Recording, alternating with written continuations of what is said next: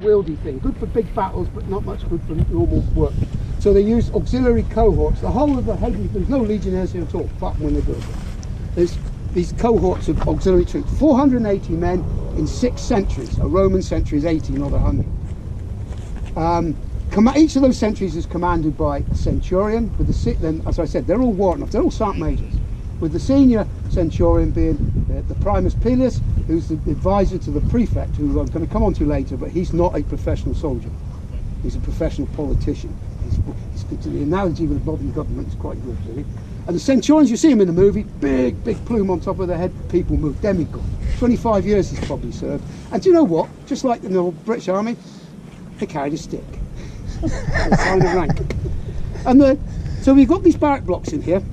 We know there's 480 men in a cohort. This is the establishment for a fort. We've got 3 sets of barrack blocks in here, and we surmise there may be 3 more under there, or there could be 3 more over there. There are buildings. That's all going to come up to there. Up there, I've got to go to like an 8-man room. That is an 8-man room. 8 people's lives are spent in there with their kit, and then the other goods and chattels they've got. Not a lot of real estate. We know because these things are copied all across the empire that probably would have had a veranda to sit out. It's no fun. You're not going to be sitting out very long. They probably had a mezzanine level in there as well, where they would have had a wooden floor above them, probably where they could have put more stuff out of the way, spread out in the hot weather. So that's an 8-man room. 8 of these head the way up there, and at the top you've got 2 up, 2 down. 2 rooms downstairs, 2 rooms upstairs of that size. And that's the centurion's head. So he's got a bit more real estate. He's probably got a woman there living with him, and almost certainly a slave. And at this point, can I just put slaves into perspective? The only difference really with slaves during the Roman thing was you lost your freedom. Well, every country they captured them lost your freedom, but you lost your personal freedom. A slave is a commodity. You're not going to ill-treat it. You've bought it. You've paid good money for it. You're going to feed it and clothe it because it's a working part. No one leaves their car out. They all put it in the garage and polish it. And so the centurion, he lives at the end there. You notice with the couple of standing there's a little thing there. In a room there, they found a child's body, his corpse, about 7 or 8 years old. It's 1800 years old, so the DNA was carbon dating was over, the DNA cause of, but we know it's obviously come to some harm. Because one of the rules in the Roman world is the military, is you do not bury in the valley. Bury you always done to the west. So the Celts kept going. So that body was obviously, come to some harm. The bones are in the museum. Equally, where the couple have now got to is a temple. Now I said to you the Romans were multicultural, and one of the things they didn't allow in military garrisons was any specific gods' temples. They didn't want to, there's so many different gods, so that's why out there all the temples are out there. You go, it's like you go to the mass or to the communion or whatever.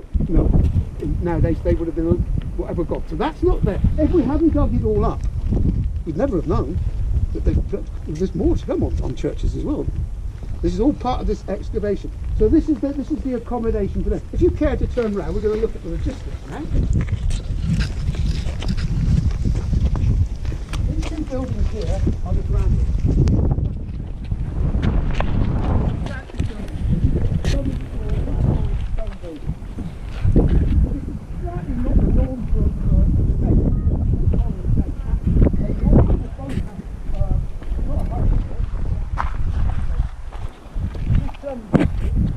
Really are the granaries. You've got air circulating underneath to keep your brain. Also, of course, you can put small dogs in there to keep out the rodents and the birds and things. I like to say the yolks. Do you think a dachshund could get down in there? This granary here would have been used probably for more ambient products, oils, things to be sold. We know at the end of the Roman world, at Roman Empire, this was converted. By the 4th century, Rome had started to disintegrate. The Roman history. The eastern part of the Roman Empire declared its own empire, declared what they call UDI. You know that as a declaration of independence. And the Roman world was divided in half, and they went into a long civil war. Emperors came and go. Almost 200 years it took the Romans to actually wipe themselves out. Not unusual. If you look at all the great dynasties, the Persians, the Greeks, North Africans, Egyptians, they all went the same way.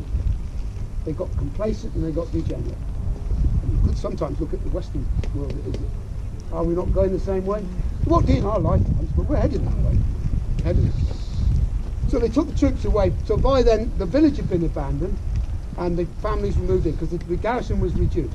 So Constantine had delayed marriage, so the wives came in, taken them before. And when you go around, you'll notice that some of the batteries have been readjusted, they've been made into terrace houses when they came in. This was a marketplace by 410 when the Romans left. They were using this as a marketplace. There's coinage that's been found here and other goods, bits and pieces associated with the market. When the garrison left, and we don't know how or how many, because bear in mind some of them were born here, basically they stayed. What you've got is the Romans have gone away because they've stopped paying them. They're not interested in serving Rome anymore. But they've lived here for the next 500 years, what we call the Dark Ages. This is where we have problems. And when I show you something in a minute, you'll understand why I get so enthused about archaeology. We don't know what happened from the 6th century to the 10th century when the Anglo-Saxons started writing things back down. Things like that. But things are being revealed. But we know that these granaries were actually taken over. They probably carried on the Roman way of life, but they didn't carry on with the infrastructure. There's no one here to say.